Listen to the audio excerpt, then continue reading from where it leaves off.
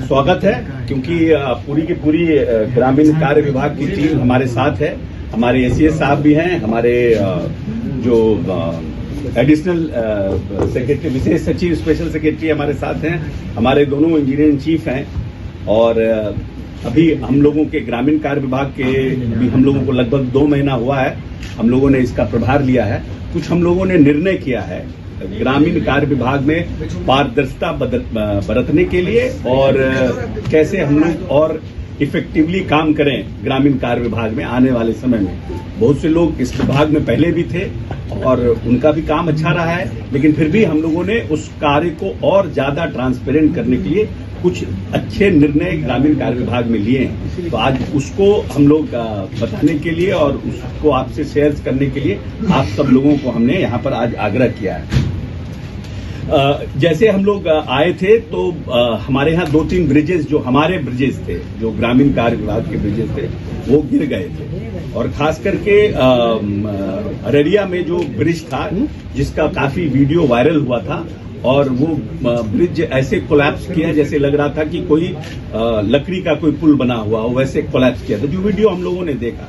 और हम अपने एसीएस साहब को धन्यवाद देते हैं कि तुरंत कार्रवाई करते हुए उन्होंने वहां पर जो हमारे पदाधिकारी जो लोग थे, जो उस पुल के निर्माण में इन्वॉल्व थे, उन सब लोगों को हम लोगों ने तत्काल निलंबित किया था। और आईआईटी और एनआईटी की टीम के साथ साथ विभाग के जो टेक्निकल टीम थी, उसके साथ हमने उसका सर्वे करवाया था कि भाई आखिर में इतनी बड़ी दुर्घटना कैसे हुई। और उसके जांच के उपरांत में ये पाया गया कि वहां कहीं न कहीं जो गुणवत्ता थी उसको बहाल नहीं किया गया था, और कहीं न कहीं उसमें कुछ कमी थी। और इसको देखते हुए हम लोगों ने ये निर्णय किया, जो रिपोर्ट उनके आए उसमें ये रिपोर्ट्स में आया कि कहीं न कुछ समस्याएं हैं और कुछ खराबियां हैं, लेकिन उसमें बहुत स्पष्टता नहीं थी। उस निर्णय में उनका जो जांच आया उसमें बहुत स्पष्टता नहीं थी। तो हम लोगों ने ये निर्णय किया कि उसको हम पूरे जो पुल का निर्माण हुआ है उसको मंत्रिमंडल निगरानी विभाग से उसकी जांच कराई जाए। और हम लोगों ने मंत्रिमंडल निगरानी से इसकी जांच कराने का, मैं समझता हूं कि पिछले 10-15 वर्ष में ये विभाग का पहला निर्णय है कि निगरानी विभाग से किसी कार्य की जांच विभाग करवा रहा है।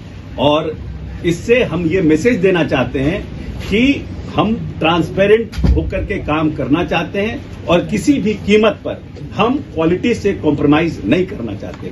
चाहे रोड हो, चाहे पुल हो, चाहे पुलिया हो, इन सब के ऊपर हमारे विभाग का और हमारे पूरी टीम का ये निर्णय है कि हम पूरी ट्रांसपेरेंट के साथ और क्वालिटी को मेंटेन करना चाहते हैं। इसलिए ये हम लोगों ने निर्णय किया है।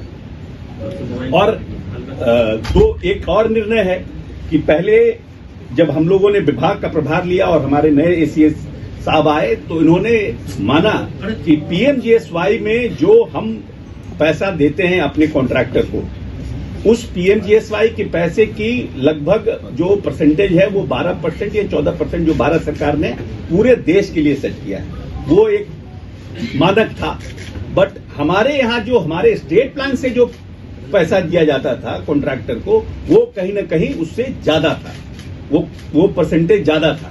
तो एसीएस ने कहा, एसीएस साहब का ये निर्णय हुआ कि भाई जब विभाग एक है, काम एक है, तो ये दोहरा जो मापदंड है ये नहीं होना चाहिए।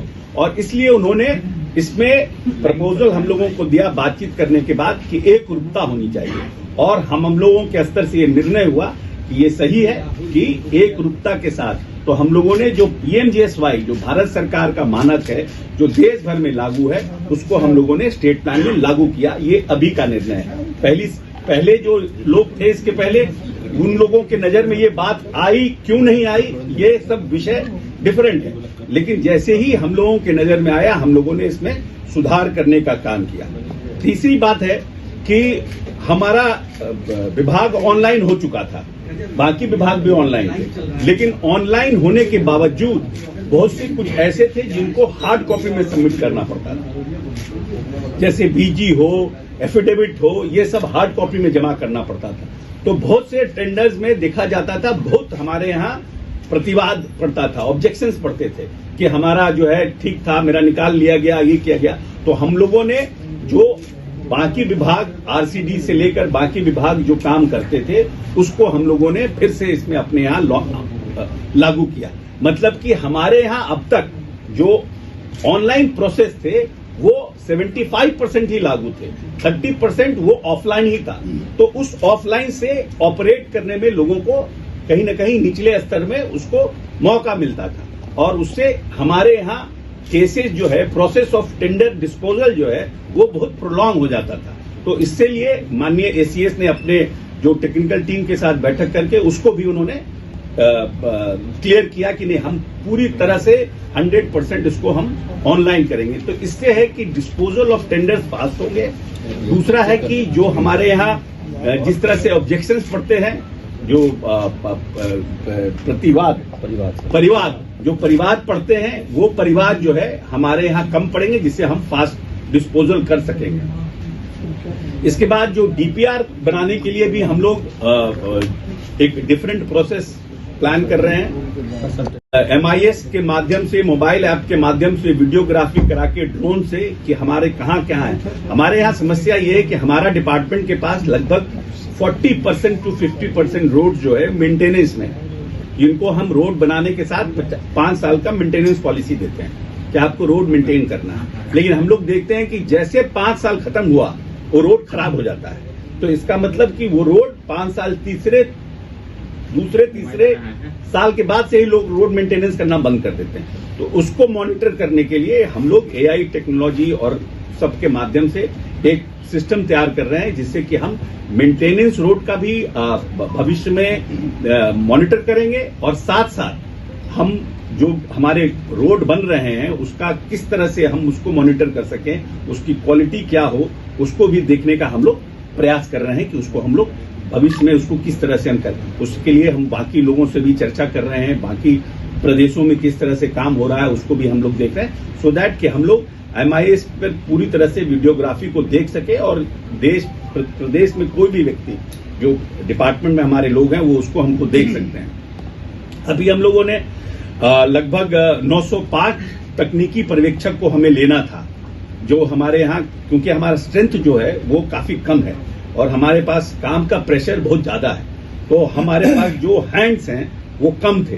तो अभी हम लोगों ने 950 हम लोग को टेक्निकल जो पर्यवेक्षक थे, जिसको हम लोग एक जेई का जो प्रभार हम लोग देंगे, उसके लिए हम लोगों ने लोगों को बाहर से आउटसोर्स पे मंगाया था। तो वो आउटसोर्स पे जो लोग आए उसमें हम लोग लगभग 240 लोगों को हम लोगों ने जांच पड़ताल करके उनको हम लोगों ने ऑलरेडी कहीं ना कहीं उनकी नियुक्ति प्रक्रियाधीन है, वो प्रोसेस में है। वो 1 अदर वीक 10 डेज में उन सबको जिम्मेवारी दे दी जाएगी और जो बाकी जो बचते हैं लोग 950 में, उनको भी हम लोग जल्द से जल्द ऑन बोर्ड लेना चाह रहे हैं। और जो लोग पहले से हमारे यहाँ असिस्टेंट इंजीनियर थे लेकिन उनका एक्जीक्यूटिव इंजीनियर में ऑलमोस्ट प्रमोशन की स्थिति में थे, उन लोगों को हम लोगों ने जून में पोस्ट किया है। जेई से जो लोग एई बन गए हैं लेकिन अभी भी वो जेई हैं, उनको भी अब उनका है, क्योंकि हर कोई चाहता है कि भाई हम रिटायरमेंट से पहले हमको प्रमोशन हो जाए, कि हम कहें कि भाई I retired as a assistant engineer. तो वैसे लोगों को भी हम लोग बहुत जल्द प्रमोशन देना चाह रहे हैं, सो दैट कि जैसे ही हमारे टेक्निकल जो पर्यवेक्षक की जो हमारा है उसको हम लोग ले लें। और साथ साथ हम ये भी प्लान कर रहे हैं कि जो रिटायर्ड निकट भविष्य में जो लोग हमारे जेई हुए हैं उनको भी हम आउटसोर्स पर लेने का व्यवस्था करें, क्योंकि उनको लेने के लिए बहुत प्रक्रिया हमको अपनाना नहीं पड़ेगा, वो जल्दी से जल्दी हम ले सकेंगे। तो उसको भी करने का प्रयास हम लोग कर रहे हैं, उसका भी हम समझते हैं हफ्ता 10 दिन के अंदर निर्णय हो जाएगा।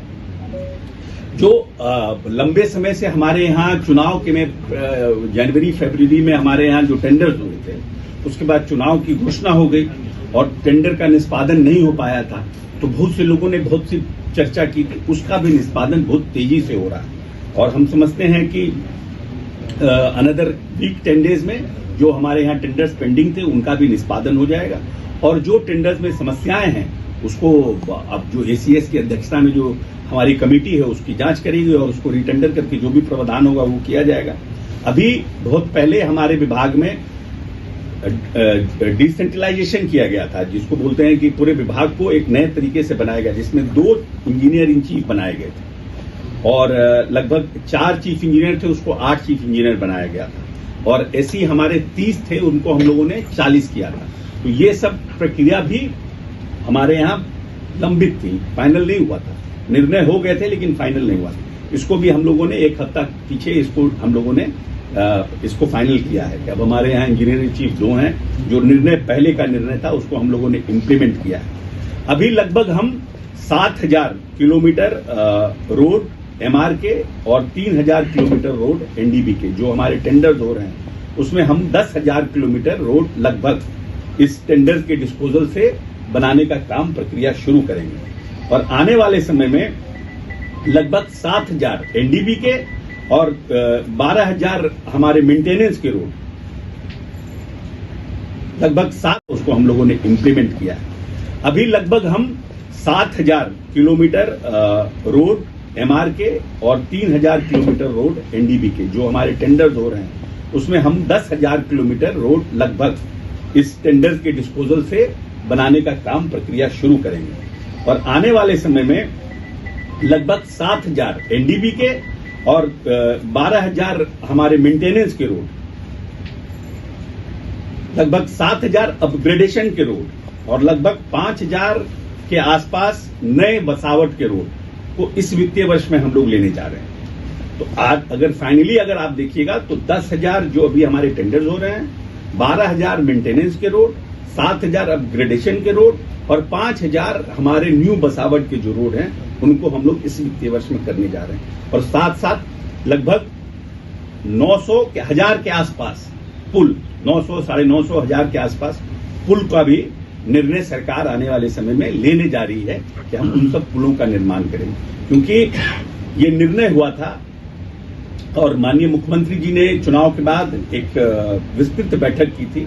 इस बैठक में बहुत से जगह वोट का बहिष्कार हुआ था, पुल की इसके मांग को लेकर, रोड के मांग को लेकर, उन सबके को ध्यान में रखते हुए माननीय मुख्यमंत्री जी की अध्यक्षता में एक बड़ी बैठक हुई थी।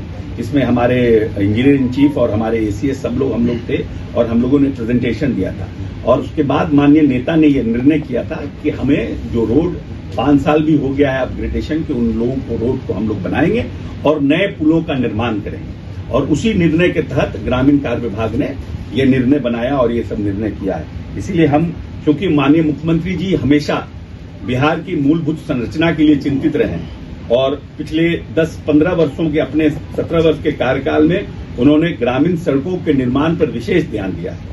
और इसी का कारण है कि हमारा जो पर कैपिटा इनकम या हमारा जो विकास दर है प्रदेश का, वो हमारा देश के विकास दर के आसपास है, उससे भी ज्यादा है।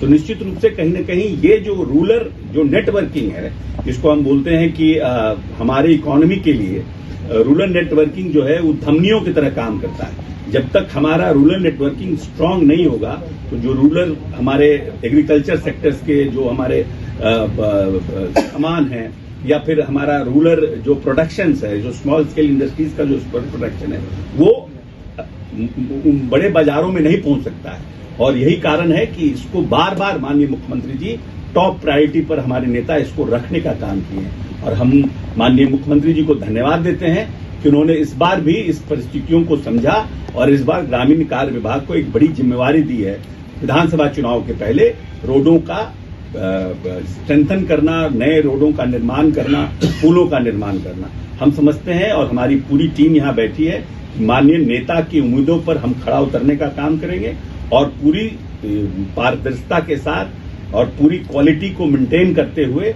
हमारा प्रयास होगा कि विधानसभा चुनाव के पहले जो माननीय हमारे जो जनता और माननीय विधायकों का या माननीय जो सांसद हैं उनकी जो कल्पना है या माननीय मुख्यमंत्री जी ने जो रोडों का निर्माण किया, सड़कों का निर्माण किया और उसको मेंटेन करने में हम सफल हो पाएंगे। इसी सब चीजों के लिए हम आपको बुलाए थे।